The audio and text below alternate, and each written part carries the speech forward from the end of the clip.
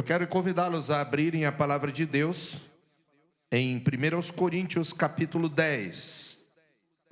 Temos tratado sobre o assunto geral da liberdade cristã. E o tema geral desse trecho, dessa grande sessão, que começa no capítulo 8 e vai terminar neste capítulo 10, é liberdade, uma questão de consciência. Esse é o grande tema geral desse trecho, liberdade, uma questão de consciência. E nós leremos apenas até o verso 13, porque esse capítulo 10 é mais longo, e nós traremos aqui 3 exposições no capítulo 10, lembrando, então, que esta é a parte 3 desse assunto da liberdade que começou no capítulo 8. E o subtema que nós temos, na verdade, para esta mensagem específica é exatamente quando a liberdade dá lugar, quando a liberdade se torna ocasião para pecar. Quando a liberdade se torna ocasião para pecar. Vamos ler então um texto da palavra de Deus. Ora, irmãos, não quero que ignoreis que nossos pais estiveram todos sob a nuvem e todos passaram pelo mar, tendo sido todos batizados, assim na nuvem como no mar, com respeito a Moisés. Todos eles comeram de um só manjar espiritual e beberam da mesma fonte espiritual, porque bebiam de uma pedra espiritual que os seguia, e a pedra era Cristo. Entretanto, Deus não se agradou da maioria deles, razão porque ficaram prostrados no deserto. Ora, estas coisas se tornaram exemplos para nós, a fim de que não cobicemos as coisas más como eles cobiçaram. Não vos façais, pois, idólatras, como alguns deles, porquanto está escrito: o povo assentou-se para comer e beber, e levantou-se para divertir-se. E não pratiquemos imoralidade, como alguns deles o fizeram, e caíram num só dia 23.000. Não ponhamos o Senhor à prova, como alguns deles já fizeram, e pereceram pelas mordeduras das serpentes. Nem murmureis, como alguns deles murmuraram, e foram destruídos pelo exterminador. Estas coisas lhes sobrevieram como exemplos, e foram escritas para a advertência nossa, de nós outros, sobre quem os fins dos séculos têm chegado. Aquele, pois, que pensa estar em pé, veja que não caia. Não vos sobreveio tentação que não fosse humana, mas Deus é fiel, e não permitirá que sejais tentados além das vossas forças. Pelo contrário, juntamente com a tentação, vos proverá livramento, de sorte que a possais suportar. Amém. Meus irmãos, como nós temos visto ao longo desta série, a liberdade cristã é uma das mais preciosas dádivas concedidas por Deus ao seu povo. Ela é uma realidade. Nós sabemos que em Cristo fomos libertos da condenação da lei, do domínio do pecado e da escravidão dos rudimentos deste mundo para servirmos a Deus em novidade de vida. A propósito, liberdade não é apenas ser livre de algo, mas é ser livre para algo. Entretanto, mesmo tendo sido libertados destas coisas, uma das grandes tragédias da experiência cristã ocorre quando a liberdade, que deveria servir à santidade, passa a servir ao pecado. É exatamente essa preocupação que aparece em Gálatas, capítulo 5, verso 13, que eu já mencionei nesta série de mensagens. Você lembra, Gálatas é a grande epístola da liberdade. Paulo vai dizer, olha, permaneçam livres e não se submetam ao jugo da escravidão da lei. Mas observe a advertência de Paulo exatamente na epístola que fala mais da liberdade. Ele diz: porque vós, irmãos, fostes chamados à liberdade, porém não useis da liberdade para dar ocasião à carne. Isso é bom explicar, porque alguns se esquecem e outros nunca ouviram, que a expressão que Paulo usa aqui para ocasião, a expressão grega possui uma origem militar. E era usada para designar uma base de operações, uma trincheira, um ponto estratégico a partir de um qual um exército, à medida que avança, lança seus ataques. Então a advertência do apóstolo é grave e solene. A liberdade, uma coisa tão preciosa, nosso coração é tão pecador, o pecado é tão terrível, que ele que se aproveita, por exemplo, da lei para nos enganar e nos matar, como Paulo fala em Romanos 7, pode usar a própria liberdade que nós temos como uma espécie de trincheira para a carne se manifestar. Então, nós precisamos tomar cuidado, porque a liberdade cristã, por mais preciosa que seja, não pode ser transformada numa trincheira para a carne. Ela não pode servir de plataforma para os nossos desejos pecaminosos, nem de justificativa para comportamentos que desagradam a Deus. E esse perigo, irmãos, é particularmente sutil, porque nem sempre se manifesta por meio de rebelião aberta contra a vontade de Deus. Muitas vezes ele surge na forma de autoconfiança espiritual. O cristão começa a confiar nos privilégios que possui, no conhecimento que adquiriu, principalmente os reformados, nas experiências que viveu, ou nos meios de graça dos quais participa. E imperceptivelmente, aos poucos, a diminui, e o coração passa a tratar o pecado com menos seriedade, enfraquecendo o temor de Deus. Por isso, um dos grandes perigos da vida cristã é transformarmos os privilégios da graça em fundamento para a negligência espiritual. As mesmas doutrinas que deveriam produzir humildade, gratidão e santidade podem ser distorcidas por corações levianos, pecaminosos, e podem ser utilizadas como justificativa para a vida descuidada e permissiva. A frase que muitos costumam usar, uma vez salvo, salvo para sempre, às vezes pode se tornar um subterfúgio para continuar a pecar, ignorando que a graça que nos livra da culpa do pecado, da condenação do pecado, também nos livra do poder do pecado, de modo que, se caminhamos deliberadamente no pecado, isto é uma evidência de que, na verdade, talvez nunca tenhamos sido libertos do pecado, porque a graça faz o serviço completo. Não é sem razão, portanto, irmãos, que Judas, em sua epístola, no versículo 4, em sua epístola de um só capítulo, denuncia aqueles que transformam em libertinagem a graça de nosso Deus. E, meus irmãos, não devemos nos espantar disso, porque sempre houve pessoas que procuraram usar a liberdade cristã como licença para pecar, como se a abundância da graça tornasse o pecado algo tolerável para Deus. Venha como está.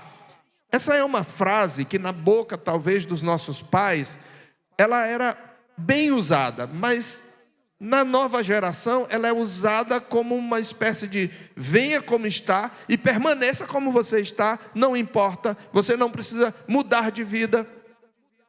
Não, eu tenho que vir como estou. E sim, eu preciso entregar minha vida a Cristo, confiando que não importa o que eu tenha feito, Ele vai me perdoar. Mas Ele vai fazer mais do que perdoar. Ele vai também transformar o meu coração, transformar o meu caráter, e eu vou passar a apresentar evidências, frutos dignos do arrependimento. Então, se eu venho a Jesus como estou e permaneço como estou, eu preciso desconfiar da minha conversão, porque eu não posso continuar a mesma pessoa. Então, meus irmãos, nós precisamos tomar cuidado, porque sempre houve pessoas que procuraram usar a liberdade cristã como licença para pecar, como se a abundância da graça tornasse o pecado algo tolerável para Deus. E a história da igreja, não só a história bíblica, mas extra-bíblica, está repleta de exemplos que advertem contra essa presunção. Há pessoas que nasceram e cresceram na comunidade da aliança, receberam instrução bíblica desde a infância, participaram e alguns até participam do culto público, ouviram e ainda ouvem o Evangelho durante toda a vida, e assim, ainda assim, muitas dessas pessoas jamais demonstraram evidências de uma fé verdadeira. É possível, mais do que isso, igreja, este dia do Senhor é o dia do látego do Senhor. E não é por escolha minha, porque eu exponho em sequência. Hoje pela manhã, já tivemos uma chicotada. Nesta noite será outra. Com a graça e permissão de Deus. Preste bem atenção. Neste grupo aqui, a gente que prova das bênçãos do pacto, até bênçãos sacramentais, mas o coração nunca foi tocado pela graça interior.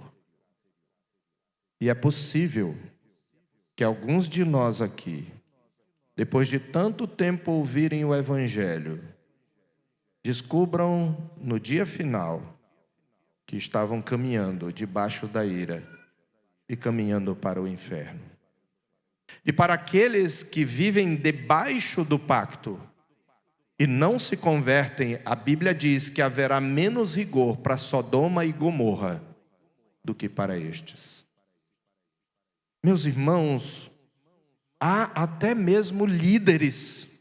Eu não estou isento, essa advertência é para mim, porque há líderes, professores e pregadores que outrora defenderam publicamente a fé cristã e hoje se colocam entre os críticos desta fé, dos críticos mais severos, revelando, como diz João em 1 João capítulo 2, que nunca foram dos nossos.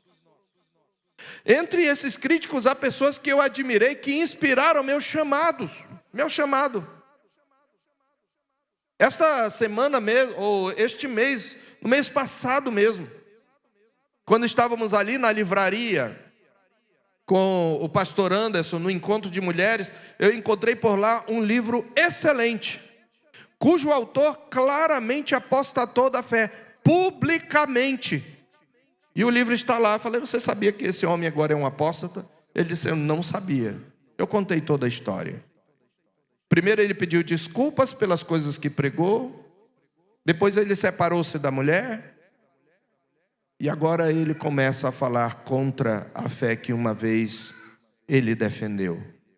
São os apóstatas. A propósito, irmãos, a presunção é uma marca característica do apóstata.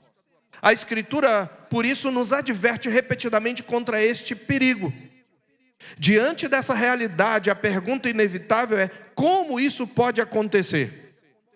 Como pessoas cercadas por tantos privilégios espirituais podem terminar tão longe de Deus?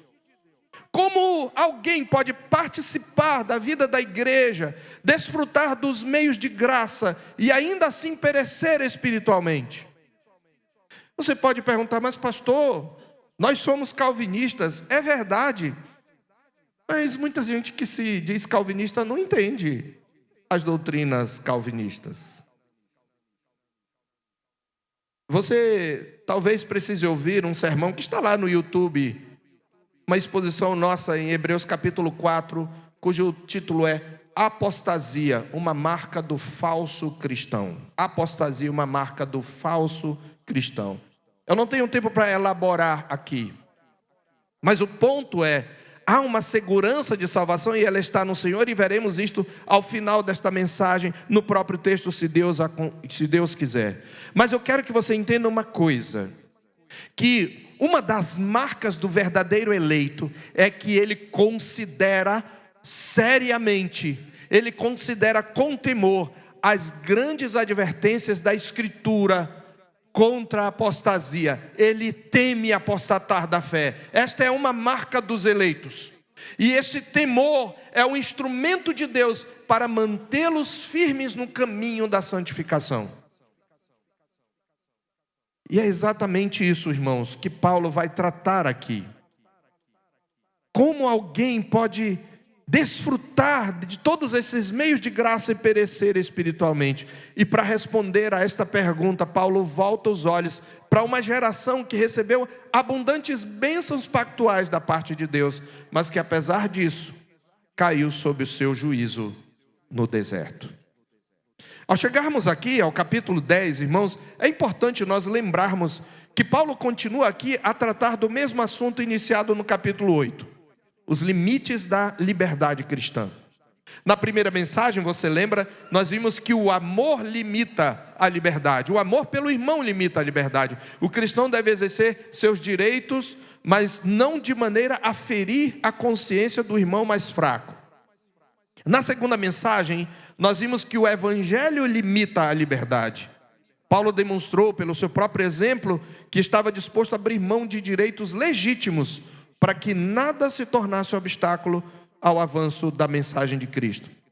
Agora o apóstolo acrescenta uma nova dimensão à discussão.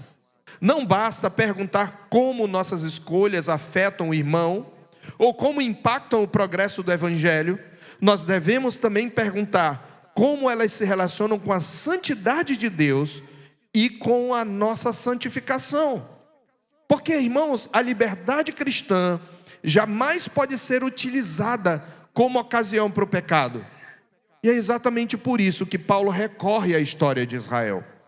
E a escolha desse exemplo não é acidental, porque os coríntios pareciam confiar excessivamente em seus privilégios espirituais. Eles possuíam conhecimento, eles participavam da vida da igreja e desfrutavam das bênçãos da nova aliança. E o perigo era concluir que tais privilégios os colocavam em posição de segurança espiritual e de imunidade contra o pecado, independentemente da maneira como viviam. Preste atenção, o problema não é a segurança espiritual, mas é você se sentir seguro espiritualmente enquanto você peca contra Deus deliberadamente. E para corrigir essa mentalidade, Paulo aponta para uma geração do povo de Deus que também desfrutou de extraordinárias bênçãos pactuais e ainda assim experimentou o juízo divino. E ao fazer isso, o apóstolo utiliza uma linguagem pactual e sacramental. Ele fala de Israel passando sob a nuvem e através do mar. Ele diz que eles foram batizados em Moisés. É interessante isso, porque Paulo está usando termos contextuais à nova aliança. Ele mostra que eles se alimentaram de um manjar espiritual e bebiam de uma bebida espiritual. Há aqui um paralelo entre essa experiência e o batismo e a ceia. E o propósito de Paulo não é afirmar uma identidade absoluta entre essas experiências e os sacramentos cristãos, mas mostrar que aquela geração também participou dos sinais e privilégios da comunidade da aliança. E a advertência torna-se ainda mais forte, justamente porque aqueles que caíram não eram estrangeiros ao povo de Deus, mas participantes das bênçãos pactuais que Deus lhes havia concedido. Filhos de Abraão, filhos consanguíneos de Abraão.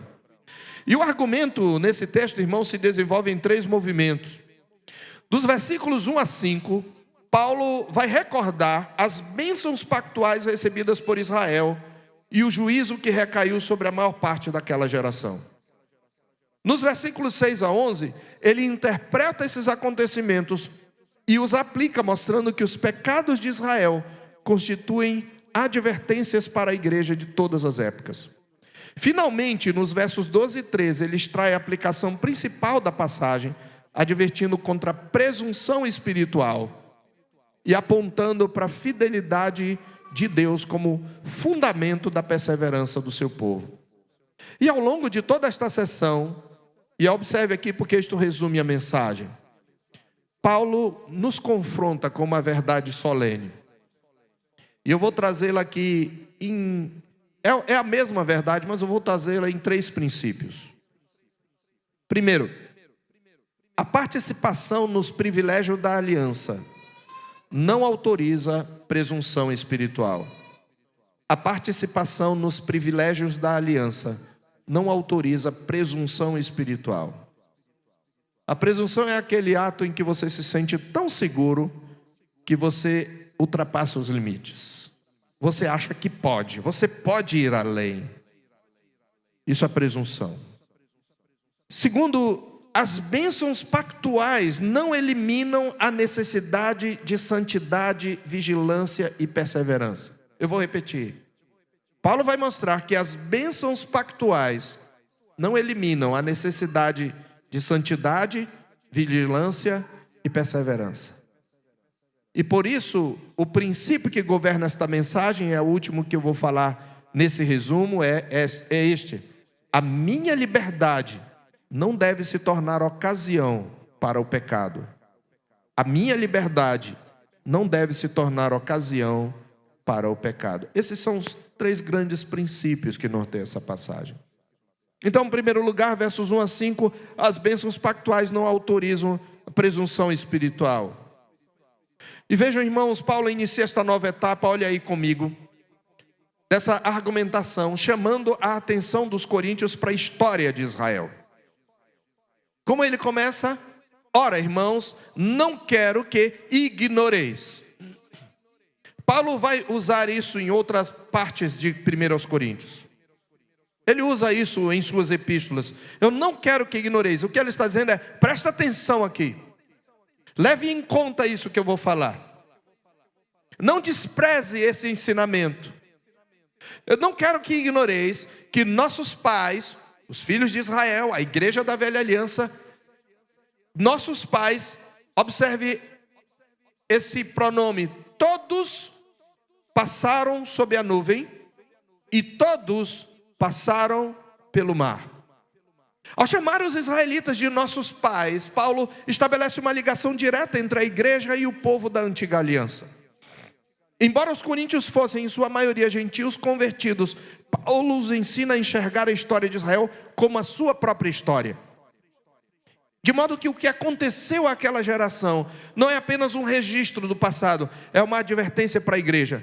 E é por isso que logo nos primeiros versículos ele chama a atenção. Eu quero chamar a atenção para a repetição da palavra todos, 4 vezes.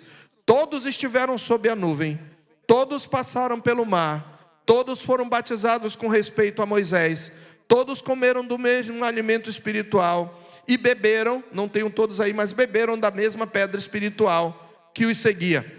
E a pedra era Cristo.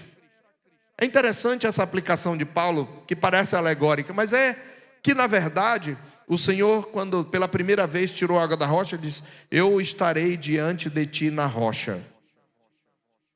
E mais tarde Israel vai entender, Deus é a rocha. Não é que a rocha é Deus, mas a rocha representa Deus, e por isso Deus está na rocha, porque a rocha abre e sai água, para mostrar que o Senhor é a nossa segurança e o nosso sustento. Então, Cristo é a rocha. Paulo está fazendo esta aplicação, porque ele está dizendo, eles provaram externamente das bênçãos que Cristo concede ao seu povo. Perceba aí, meus irmãos, todos tiveram a mesma experiência. Todos eles, aqueles cerca de 2 a 3 milhões, viram o mar se abrir diante dele. Eles provaram do dom celestial neste sentido, porque eles viram o mar se abrir.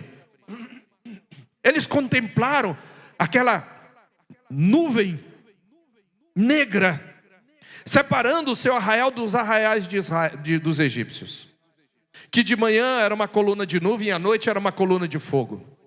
Eles ouviram um clangor de trombetas. Eles viram o monte fumegando e tremendo no Sinai. Mas aqui Paulo especialmente fala do Êxodo. Eles viram e eles experimentaram esse evento libertador. Então este é o ponto. Paulo emprega deliberadamente essa repetição do todos para destacar a amplitude dos privilégios recebidos por aquela geração. De modo que nós não estamos diante de bênçãos concedidas apenas a alguns indivíduos, particularmente piedosos. Trata-se de experiências comuns a toda a comunidade da aliança. E observe que a referência à nuvem e ao mar nos remete ao Êxodo. A nuvem simbolizava a presença, ela era algo real, porque cobria os israelitas e os protegia, mas ela também simbolizava a presença, a proteção e a direção de Deus. O mar lembra a grande libertação operada pelo Senhor quando Israel escapou do exército egípcio. O mar separou o Egito antigo de Israel.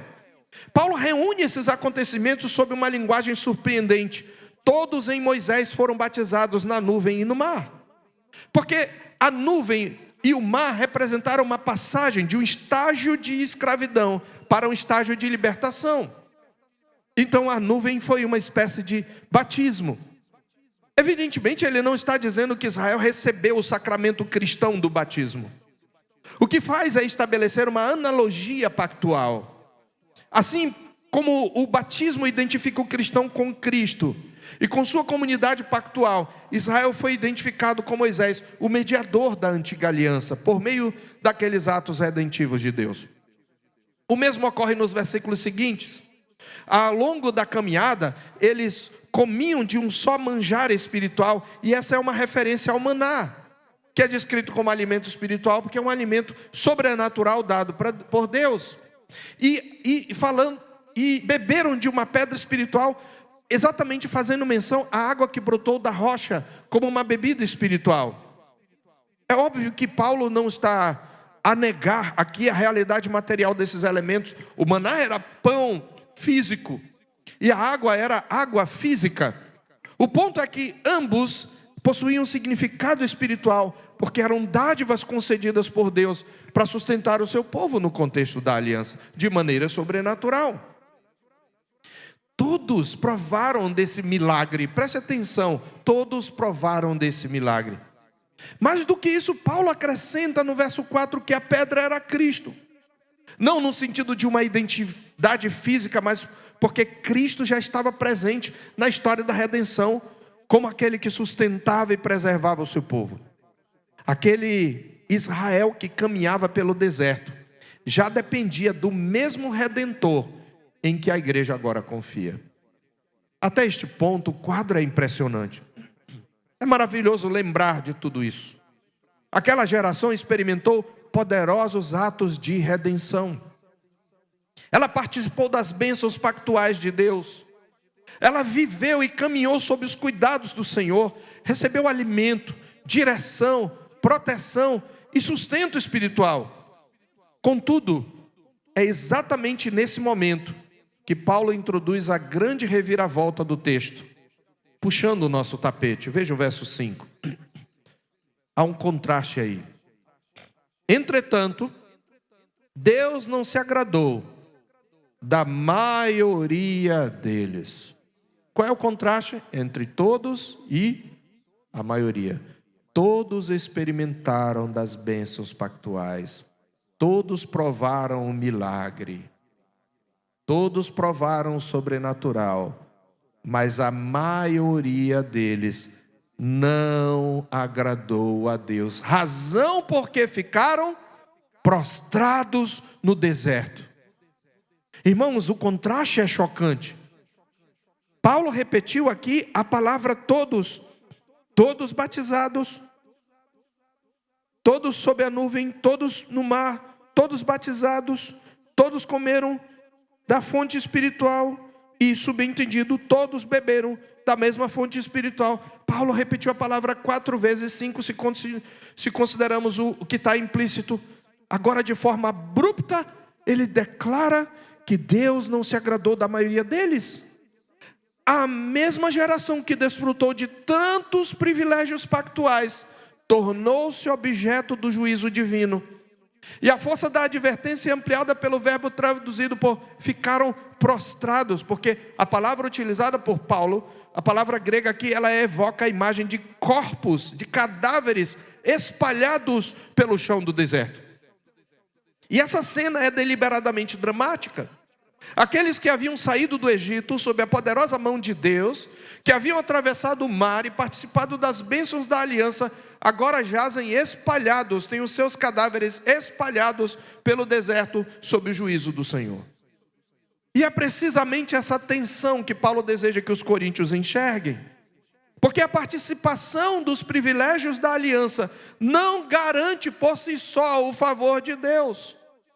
Muitos dos sinais pactuais, os sinais pactuais são preciosos, é óbvio. Os meios de graça são indispensáveis, as bênçãos espirituais são reais. Contudo, elas podem ser meios de graça, mas podem também ser objetos de juízo, porque nenhuma destas coisas deve produzir autoconfiança carnal ou presunção espiritual.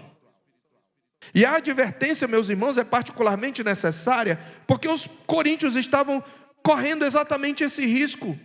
Eles possuíam conhecimento, eles participavam da vida da igreja, eles desfrutavam dos sacramentos, e eles diziam: olha, o ídolo não é nada, eu posso ir na festa social no templo do ídolo e comer.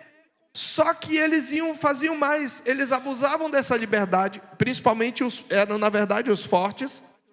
Eles iam lá e comiam, e sabe o que muitos deles chegaram a fazer? Se deitar com as prostitutas. No capítulo 6, você lembra, Paulo já havia advertido, aquela prostituição que ele se refere lá, quando ele fala fugir da impureza, é exatamente a prostituição cultural, porque eles vão comendo muito, bebendo demais, sendo cúmplices dos pagãos dos seus cultos. E lembra que fazia parte do culto pagão a orgia sexual, porque eles entendiam que a fertilidade ela era produto da relação entre um deus e uma deusa, sua consorte. E eles, para imitar os deuses e atrair fertilidade, praticavam a prostituição cultural. Por isso que havia prostitutas cultuais. E muitos coríntios caíram nisso. Então eles eram presunçosos, e eles começavam a agir como se esses privilégios lhes permitissem brincar com o pecado sem consequências. Fala uma coisa para mim, confessa uma coisa para mim. Isso já aconteceu comigo. Pense num momento em que você foi tentado a pecar contra o Senhor, transgredir a sua lei. E você lembrou: não, eu não vou fazer isso. Mas lá no seu coração disse: não, mas eu sou salvo, o Senhor vai me perdoar. O que quer que eu faça, Deus vai me perdoar. Lá no fundo do coração, você pensou: só mais essa vez. Só mais uma vez. E aí você veio para o culto, cantou, levantou a mão, fechou os olhos, falando sim, sobre a cruz em meu lugar, Jesus morreu e me salvou. E na segunda-feira voltou de novo. Essa era a questão aqui. Paulo está mostrando que a história da redenção contra outra história. Deus sempre levou o pecado a sério e nunca fez acepção de pessoas, inclusive entre aqueles que pertencem à igreja visível. Por isso a primeira lição desta passagem é muito clara para nós. A participação nos privilégios da aliança não autoriza a presunção espiritual. Ela pode levar a essa presunção. Porque as bênçãos pactuais devem produzir gratidão, fé e obediência, mas jamais devem produzir autoconfiança e negligência. A geração do Êxodo recebeu muito de Deus, mas caiu, porque não correspondeu a esses privilégios com uma vida de fé perseverante na santidade. Então chegamos ao segundo bloco desse texto, versos 6 a 11. Os pecados, então nós vimos, voltando aqui, que as bênçãos pactuais não autorizam presunção espiritual. Em segundo lugar, os pecados de Israel são advertências para a igreja. Isso quer dizer, a nossa liberdade não deve se tornar uma ocasião para pecar. Depois de apresentar as bênçãos pactuais recebidas por Israel e o juízo que recaiu sobre aquela geração de maneira geral, Paulo explica por que trouxe essa narrativa à memória dos coríntios. Veja o verso 6. Ora, estas coisas se tornaram exemplos para nós. A palavra aqui é muito importante. É uma palavra teologicamente importante. A palavra exemplo é a palavra grega typos. De onde vem a nossa palavra tipo? E um dos parâmetros interpretativos da Escritura é a tipologia, né? Israel é um tipo da igreja, a Páscoa é um tipo da ceia, a libertação do Egito é um tipo da libertação que Cristo veio realizar e assim por diante. E Paulo aqui tem essa palavra tipo, elas se tornaram um tipo, um exemplo, um padrão para nós. Um padrão de como Deus leva o pecado a sério. Poucos versículos depois, Paulo vai repetir a mesma ideia, mostrando que essa é sua ênfase. Verso 11: essas coisas lhes sobrevieram como exemplos e foram escritas para advertência nossa.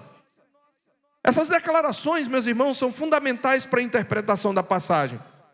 Porque Paulo não está apenas a contar uma história antiga, nem a extrair algumas lições morais do passado.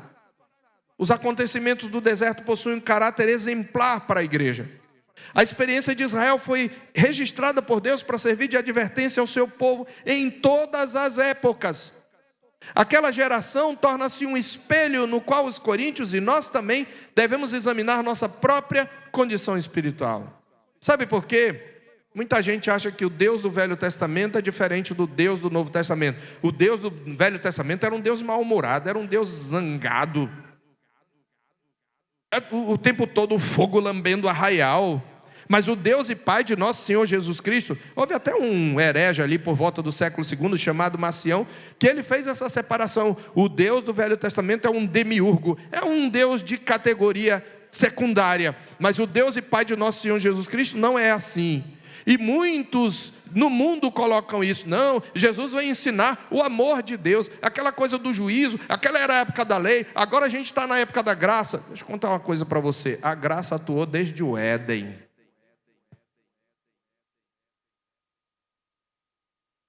Desde o Éden, nós precisamos da graça. Nós cantamos, não é? Desde o Éden eu pequei. Mas o mesmo Deus que julgou seu povo no passado, também hoje julga. Então, o primeiro evento mencionado, observem, meus irmãos, porque a advertência é séria. Estas coisas foram um exemplo para que não cobicemos as coisas más como eles cobiçaram. A gente costuma pensar, o quanto eu posso pecar sem ultrapassar o limite da paciência de Deus.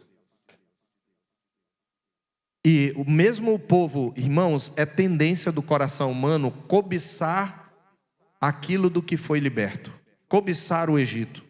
Paulo está fazendo uma referência ao que está escrito em Números capítulo 11, versículo 4, quando o povo murmurou contra o Senhor e o populacho que estava no meio do povo de Deus, porque o povo de Deus sempre vai ter um populacho, um grupo que prova das bênçãos pactuais, mas não se converteu. E lá eles dizem, que saudade, nós temos dos pepinos, dos melões silvestres, das cebolas e dos alhos, que de graça comíamos no Egito. Eles eram escravos, mas eles estão dizendo que era de graça. O coração não regenerado olha a escravidão como liberdade e a liberdade como escravidão. Então ele está dizendo, não cobice as coisas más. Não deseje, não flerte com o mundo. Não deixe nenhum espaço no seu coração para amar as coisas que estão no mundo. Por isso essa referência aponta para os episódios em que Israel desprezou as provisões de Deus e passou a desejar aquilo que o Senhor não lhe havia concedido. Irmãos, a cobiça nasce da insatisfação com a providência divina.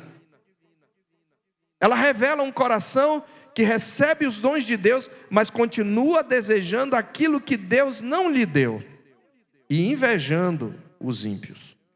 E essa tentação continua presente em nossos dias, porque a cobiça, ela se manifesta quando nós somos incapazes de nos contentar com as bênçãos que recebemos. Pastor, eu sei que eu tenho que casar com um homem crente, mas na igreja não tem ninguém. E eu conheço muito rapaz fora da igreja que é melhor do que os de dentro da igreja. Essa é uma das muitas desculpas que nós conhecemos. Quando nós somos incapazes de nos contentar com as bênçãos que recebemos. A cobiça aparece no materialismo, na inveja, quando nós comparamos nossa vida com a de alguém que nós achamos que ser melhor.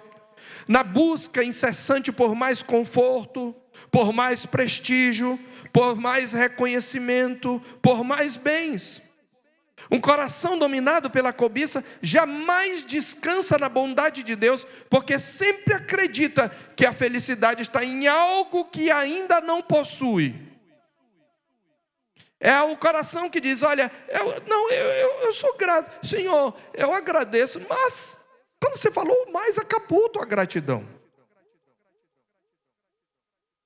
Em seguida, Paulo menciona a idolatria. Não vos façais, pois, idólatras, como alguns deles. No verso 7, ele está a citar aquele episódio do bezerro de ouro. Você lembra? Em Êxodo capítulo 32, especialmente o verso 6, ele menciona, porque está escrito: o povo assentou-se para comer e beber, e levantou-se para divertir-se. O que tem de mais divertir-se? Você sabe, quando nós expomos Êxodo, está lá no canal, nós mostramos isso no episódio do bezerro de ouro. O povo vai celebrar uma festa que eles dizem ser a Javé. O Arão mesmo, depois que faz o bezerro, amanhã será festa a Javé, ao Senhor. Mas eles imitam um dos deuses do Egito, um touro. Eles também imitam o culto dos pagãos. E ali, irmãos, aquele culto de Israel envolveu orgia. Porque quando você idolatra a diversão, você é tendente a ultrapassar os limites e cair na orgia. Então esse divertir-se aí, a ideia, quando diz que o povo estava desenfreado, a imagem é de gente correndo nua pelo arraial. Essa é a imagem no hebraico. Então o povo estava só se divertindo. O que tem de mais? Eu estou só me divertindo. É divertido, o que tem de mais em ter alegria. E a conexão com o contexto de Corinto é evidente, porque os coríntios estavam discutindo justamente sua relação com refeições associadas às festas pagãs. Por isso Paulo os lembra de que uma refeição aparentemente inocente, pode estar ligada a uma realidade espiritual muito mais profunda. Porque, irmãos, a idolatria não consiste apenas em prostrar-se diante de imagens. Ela ocorre sempre que algo criado ocupa um lugar no nosso coração que só pertence exclusivamente a Deus. Dinheiro, sucesso, prazer, relacionamentos, poder e até mesmo dons espirituais podem se tornar ídolos quando passam a governar nossos afetos e prioridades. A idolatria é, em última análise, a substituição do Criador pela criatura, por algo que foi criado. O terceiro pecado aqui é a imoralidade sexual, verso 8. E não pratiquemos imoralidade, como alguns deles o fizeram. Irmãos, a referência aqui é ao episódio conhecido como Baal Peor, registrado em Números 25. Quando Israel se deixou seduzir pelas mulheres moabitas e acabou envolvido tanto em prostituição quanto em idolatria. Na Escritura, esses pecados frequentemente aparecem juntos, porque ambos representam formas de infidelidade ao Senhor. É só você ler depois Números 25, você vai ver. As mulheres moabitas, instigadas por Balaque, por conselho de Balaão, seduziram os homens da igreja. E ao seduzi-los, os chamaram para o seu culto. Vamos só dar uma saidinha. E nessa saidinha eles começaram a ter o culto pagão. E eles começaram a se prostituir ali. Irmãos, essa advertência continua extremamente atual. Porque nós vivemos numa cultura que normaliza e celebra e ri da imoralidade sexual. Somos instigados, inclusive, até nas piadas, a rir da imoralidade sexual. O cristão é frequentemente pressionado a tratar como aceitável aquilo que Deus condena. E quantas filhas dos moabitas não têm derrubado lares? Tem levado muitos de nós a caírem em pecado. E quantas moabitas usam vídeos, OnlyFans e o que mais você possa enumerar para levar muitos homens de Deus a deitarem no colo das dalilas virtuais, mergulhando, chafurdando, se imundiçando na pornografia, que virou uma epidemia dentro da igreja. Veja o que Paulo diz: não pratiquemos imoralidade como alguns deles o fizeram e caíram num só dia 23.000. E aqui não é a queda na prostituição, é a queda pelo juízo, é a morte. Lá na passagem correspondente está 24.000, mas é porque um arredondou para cima e outro arredondou por baixo. Foi 23 e alguma coisa. Está aí na nossa nota de rodapé, na nossa Bíblia. Está em Números, no livro de Números, capítulo 25, de 1 a 18, você vai ver 23.000 pessoas. Por que Paulo está dizendo isso, igreja? Porque pode acontecer com a gente. Deus pode trazer juízo temporal sobre aqueles que chafurdam na lama da imoralidade. É isto que ele está dizendo para nós. Irmãos, Paulo recorda que Deus não considera esse pecado algo trivial. A geração do deserto experimentou severo juízo por causa dele. Em seguida, o apóstolo adverte no verso 9 para um outro pecado: tentar o Senhor. Não ponhamos o Senhor à prova como alguns deles o fizeram. Tentar o Senhor, irmão, significa desafiar sua paciência, duvidar da sua fidelidade para com suas promessas e ameaças, ou agir de maneira presunçosa como se sua graça pudesse ser manipulada. Satanás tentou seduzir Jesus a tentar a Deus. Você lembra? Se tu és filho de Deus, atira-te daí abaixo, porque está escrito: a seus anjos dará ordens a teu respeito, para que te guardem todo o teu caminho, e eles te susterão nas suas mãos, para não tropeçares em alguma pedra. O que Jesus respondeu: também está escrito: não tentarás o Senhor teu Deus. Não é porque Deus me protege que eu vou me jogar daqui. Então, o que é tentar a Deus? Eu tenho um limite e eu fico bem em cima do limite. Eu posso passar um pouquinho, coloco o pé e volto. Eu dou uma flertadinha com o pecado e eu fico provando a Deus. Este é o ponto. Israel fez isso, irmãos, como se a graça de Deus pudesse ser manipulada. Israel fez isso repetidamente, ao exigir provas adicionais da presença e do cuidado divinos, mesmo depois de todas as demonstrações que já havia recebido. E esse pecado continua presente, irmãos, quando alguém brinca com o pecado, porque presume que Deus sempre o livrará das consequências. É a atitude daquele que se aproxima deliberadamente da tentação. Ele sabe que aquele ambiente vai tentá-lo. Ele sabe que aquela amizade vai tentá-lo. Ele sabe que aquele canal no Instagram vai tentá-lo. Ele sabe que certas circunstâncias, companhias, momentos são especialmente convidativas ao pecado. E presume que Deus sempre o livrará das consequências. Ou ele aproxima-se, mas ele não vai cair, convencido de que não cairá. Eu perdi a conta das vezes em que eu adverti casais dizendo: mantenham distância, mantenham distância, mantenham distância. E eles ignoraram e caíram. Esse é o espírito que transforma a graça em desculpa para a imprudência espiritual. Por fim, Paulo menciona um outro pecado. Sim, porque a gente não cai só por questões morais, ou em relação à moral sexual. Ele menciona um pecado que os limpinhos muitas vezes amam, e acham que porque nunca caíram em imoralidade, estão livres para cometê-lo. A murmuração. Presta atenção, igreja. Ele diz: nem murmureis, verso 10, como alguns deles murmuraram. Porque tem gente que vai passar a vida toda com uma reputação ilibada, mas é murmurador quanto mais. Veja o que aconteceu com os murmuradores.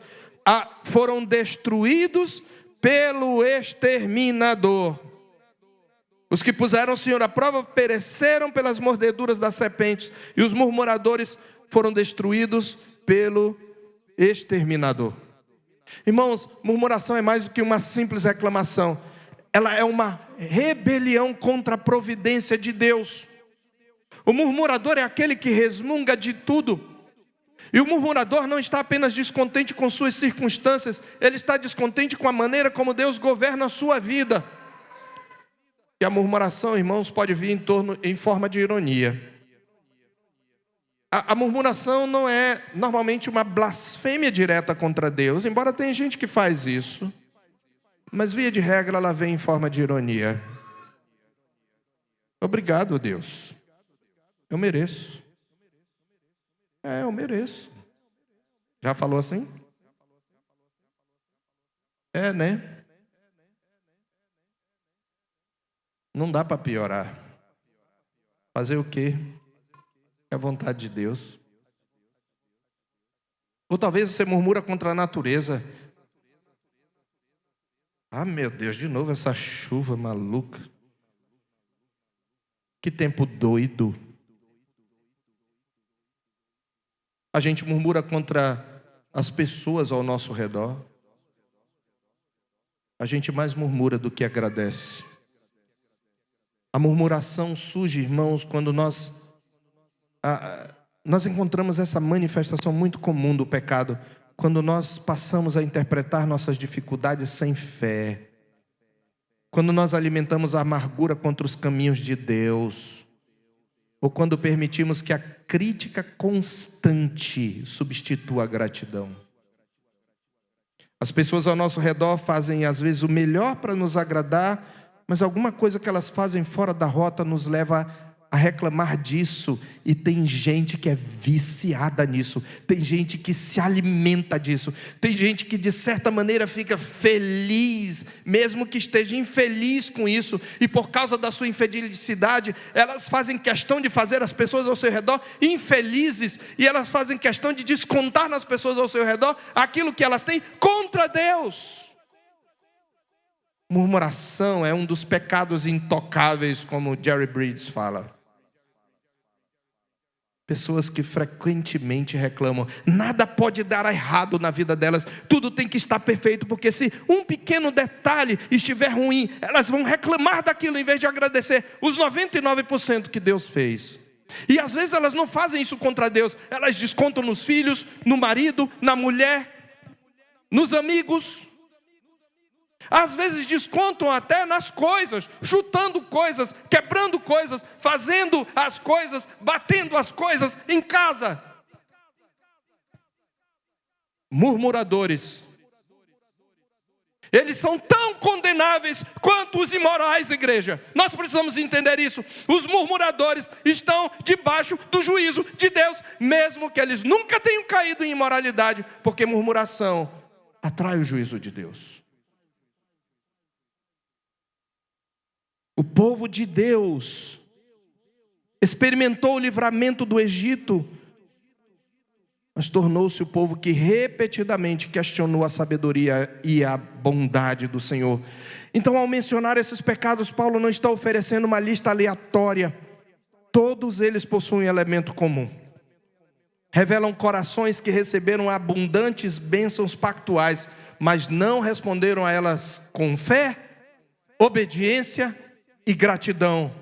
A cobiça, a idolatria, a imoralidade, a presunção e a murmuração são diferentes manifestações da mesma rebelião contra Deus. É por isso que o apóstolo insiste 2 vezes que essas coisas foram escritas para nós. E para deixar claro que é para a nova aliança, ele diz: estas coisas, na última vez que ele fala, veja o verso 11, foram escritas para advertência nossa, de nós outros sobre quem os fins dos séculos têm chegado. Nós que estamos na última era da salvação. Irmãos, a igreja não deve ler a história de Israel com sentimento de superioridade, mas com temor. Porque o mesmo Deus que abençoou Israel também o julgou. A mesma santidade que exigiu obediência naquela época, continua exigindo obediência hoje. Então a advertência desta sessão ficou nítida diante de nós. As bênçãos pactuais não devem produzir presunção, mas vigilância. Quanto maiores os privilégios recebidos, maior deve ser nossa responsabilidade diante de Deus. E em terceiro e último lugar, nós vemos qual é a resposta correta à advertência divina: vigilância e confiança na fidelidade de Deus. A resposta correta à advertência divina: vigilância e confiança na fidelidade de Deus. Versos 12 e 13. Qual é a aplicação que Paulo faz? Aquele que...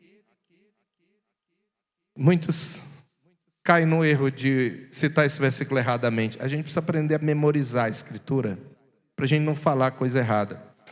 Tipo, por isso que a Bíblia diz que maldito o homem que confia no outro homem. Não tem outro lá. É o homem que confia no homem, incluindo você. E aqui tem gente que cita esse texto dizendo, olha, a Bíblia diz que aquele que está em pé, não. Aquele que pensa que está em pé. Porque a gente sempre pensa que está em pé. Cuide para que não caia. Então, depois de recordar as bênçãos pactuais de Israel, de expor os pecados que conduziram aquela geração ao juízo, Paulo chega ao ponto para o qual toda a argumentação caminhava desde o início do capítulo. A história do deserto não foi registrada apenas para informar, mas para advertir. Agora o apóstolo extrai a conclusão prática de tudo o que acabou de dizer. Aquele, pois, que pensa estar em pé, observe a palavra pois, ela conecta diretamente essa exortação a tudo o que foi dito anteriormente. Porque Israel recebeu privilégios extraordinários e caiu. Porque Israel experimentou bênçãos pactuais e ainda assim foi julgado. Israel pecou apesar de todas as manifestações da graça de Deus. Portanto, aquele que pensa estar em pé deve vigiar. E toda vez que alguém cai, irmãos, em vez de trazer o nosso julgamento pessoal, a igreja deve julgar dentro das instâncias estabelecidas por Deus, mas nós precisamos também lembrar que é uma advertência para aqueles que estão em pé. E ela não é dirigida aos fracos, você lembra? Ela é dirigida aos autoconfiantes. Paulo não diz, aquele que está caindo, veja que não caia. Ele diz, aquele que pensa estar em pé. O perigo, então, não está apenas na fraqueza reconhecida, mas principalmente na segurança presumida. O coração que se considera imune ao pecado, irmãos, já está em terreno perigoso. Esse era precisamente o problema dos coríntios. Muitos deles julgavam-se suficientemente fortes para frequentar ambientes espiritualmente contagiosos, sem sofrer qualquer dano. Consideravam-se maduros o bastante para lidar com situações que poderiam conduzir outros à queda. Confiavam em seu conhecimento, em sua experiência e em sua liberdade. E Paulo responde mostrando que a autoconfiança espiritual sempre precede grandes quedas. A advertência, irmãos, continua necessária para a igreja em nossos dias. Existe o perigo de confundirmos privilégios espirituais com maturidade espiritual. Podemos frequentar os cultos, participar dos sacramentos, conhecer a doutrina, exercer funções na igreja e ainda assim desenvolver ao mesmo tempo um coração presunçoso. Isso também é para nos ensinar a não nos espantarmos quando alguém de destaque na igreja cai. Porque isso faz parte. Não deveria acontecer. Nós podemos olhar para o pecado dos outros com preocupação e ao mesmo tempo deixar de vigiar sobre os nossos próprios pecados. E foi isso que aconteceu com Israel. Contudo, o capítulo não termina com uma advertência. Depois do versículo 12, Paulo acrescenta uma das mais preciosas palavras de consolo. O que eu faço, pastor? E aqui, irmãos, isto tanto nos livra de usar nossa fraqueza como desculpa, como nos traz consolo. Essa tentação é mais forte do que eu. O que Deus fala aí? Não vos sobreveio tentação que não fosse humana.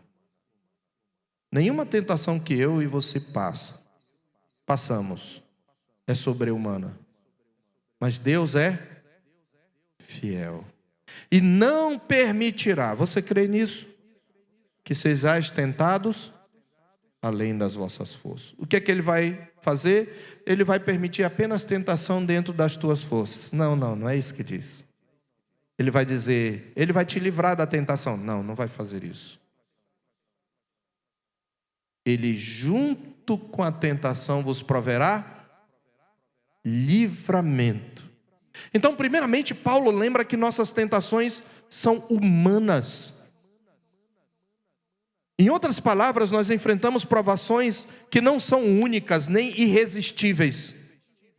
Os conflitos que enfrentamos são comuns às experiências do povo de Deus. Satanás frequentemente procura convencer o cristão de que sua luta é excepcional, é impossível de suportar. Paulo responde dizendo, não. Em seguida, o apóstolo dirige os nossos olhos para a fidelidade divina, porque a esperança do cristão não está em sua própria força, mas no caráter do seu Deus. Depois de advertir, portanto, contra a autoconfiança, o versículo 12 nos conduz à confiança correta. Não devemos confiar em nós mesmos, mas no Senhor. Por isso ele afirma, Deus não permitirá que sejamos tentados além das nossas forças. E isso não significa que jamais enfrentaremos situações difíceis. Ele não está dizendo que nenhuma tentação é difícil, não é isso que ele está dizendo. Ele não está dizendo que a tentação não é dolorosa. Significa que Deus soberanamente governa as provações dos seus filhos, que as tentações não estão fora do seu controle, que elas possuem limites estabelecidos pela providência divina. Porém, mais do que isso, junto com a tentação, Deus providencia também o livramento. E essa palavra que Paulo usa é fantástica. Ou o escape, porque a palavra que Paulo usa literalmente é desfiladeiro. E você sabe o que é um desfiladeiro? Quando você tem uma cadeia de montanhas, principalmente montanhas rochosas, elevações rochosas, como outeiros, barrancos, como as falésias. E você está cercado por essas falésias, né? Quem gosta de viajar aí sabe que sempre gosta de tirar foto nas falésias, né? Aquelas rochas bonitas e tal. E no meio das rochas, você está cercado, mas há uma brecha. Cabe você. Só aquela brecha. Você tem que ir por lá e escapulir. É isso que ele está dizendo. Deus vai te dar um escape. Deus vai te dar um desfiladeiro. Deus vai abrir uma brecha para que você corra. Então, irmãos, Deus não nos tira da luta. Ele nos sustenta dentro dela. E o objetivo final não é simplesmente evitar o sofrimento, mas capacitar seus filhos a suportarem fielmente as provações, sem sucumbir ao pecado. Perceba então como Paulo encerra essa sessão com um equilíbrio admirável. De um lado, ele destrói a presunção espiritual. Ninguém, eu repito, ninguém deve considerar-se forte demais para cair. Ninguém deve transformar os privilégios da aliança, as bênçãos pactuais, em licença para a negligência. Ninguém deve usar a liberdade cristã como ocasião para o pecado. Mas de outro lado, a palavra de Deus fortalece a esperança dos crentes ao apontar para a fidelidade de Deus. E a grande lição dessa passagem é que as bênçãos pactuais não eliminam a necessidade de vigilância, perseverança e obediência e santidade. Ao mesmo tempo, a perseverança do povo de Deus não repousa na sua força, mas na fidelidade do Senhor. Por isso o cristão não vive nem em presunção, nem em desespero.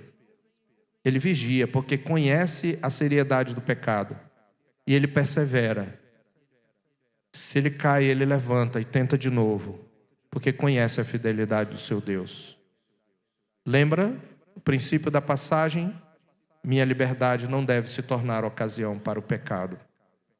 A santidade de Deus continua sendo o limite da nossa liberdade. E a fidelidade de Deus continua sendo a esperança do seu povo. Eu concluo, irmãos, ao olharmos para esta passagem, nós percebemos, irmãos, que Deus está nos mostrando como Ele deseja que leiamos a história do seu povo. Os acontecimentos do deserto foram escritos para instrução e advertência do povo de Deus em todas as épocas. Por isso a pergunta que devemos fazer não é apenas o que aconteceu com Israel, mas o que Deus deseja nos ensinar por meio do que aconteceu. E essa é a nossa lição solene. Aquela geração desfrutou de extraordinárias bênçãos pactuais. Viveu sob a nuvem da presença de Deus. Provou todas as bênçãos. Mas apesar disso, muitos não perseveraram em fé e obediência. Seus cadáveres ficaram espalhados pelo deserto como testemunho de que Deus leva o pecado a sério, mesmo entre aqueles que pertencem à igreja visível. E essa advertência continua necessária, irmãos, para a igreja de Cristo, porque nós desfrutamos de privilégios espirituais. Crianças, vocês desfrutam de privilégios espirituais. Vocês foram batizados, têm sido educados pelos seus pais. Vocês precisam prestar atenção naquilo que estão aprendendo. Jovens, adolescentes, cuidem para que não caiam. Vocês têm a palavra de Deus, os sacramentos, a comunhão da igreja, a pregação do evangelho, as promessas da nova aliança. Mas nenhuma dessas bênçãos nos autoriza a viver em presunção espiritual. Essas bênçãos da aliança devem produzir humildade, gratidão, vigilância. Por isso a exortação do apóstolo Paulo continua ecoando: aquele que pensa estar em pé, veja que não caia. Então, o maior perigo não é a consciência da fraqueza, mas a ilusão da força. Não é o temor de cair, é a convicção de que jamais cairemos. Essa presunção precedeu muitas quedas na história de Israel e continua precedendo muitas quedas na história da igreja. Mas nossa esperança não está em nossa experiência, em nosso conhecimento, em nossos privilégios. Nossa esperança está naquele que é fiel. Você está sendo tentado? Nenhuma tentação é sobre-humana. Deus é fiel. Você está caído? Levante-se. Arrependa-se verdadeiramente, sem desculpas, sem auto-justificar-se. Arrependa-se. Submeta-se à disciplina de Deus. Volte para Deus. Porque se você está caído, a sua rebelião é contra Deus. E confie, Deus é fiel. Ele, junto com a tentação, provê livramento. A santidade de Deus continua sendo o limite da nossa liberdade. E a fidelidade de Deus continua sendo a nossa segurança. E nós podemos e devemos perseverar em seguir a Cristo. Ele é o nosso exemplo maior. Israel foi tentado e caiu, foi reprovado. Cristo, o novo Israel, foi tentado no deserto e foi aprovado em nosso lugar. E por causa da sua vitória, é possível, irmãos, ter vitória.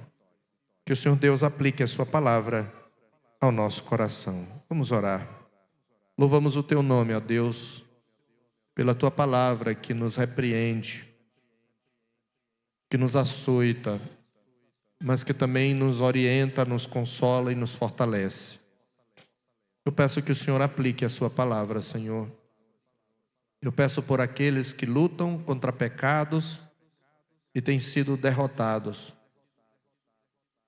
Pecado da cobiça, pecado da imoralidade, as idolatrias do coração, o descontentamento que se revela na murmuração e tantos outros pecados que não foram enumerados aqui, Senhor, mas nos quais nós muitas vezes caímos.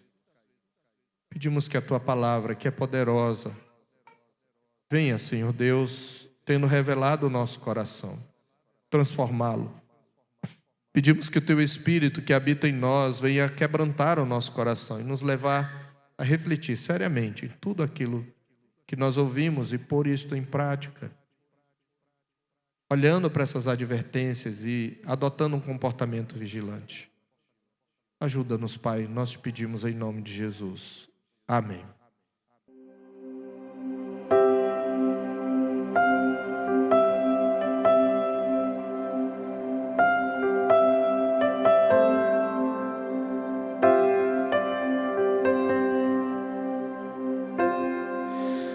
Tu és bem-vindo aqui.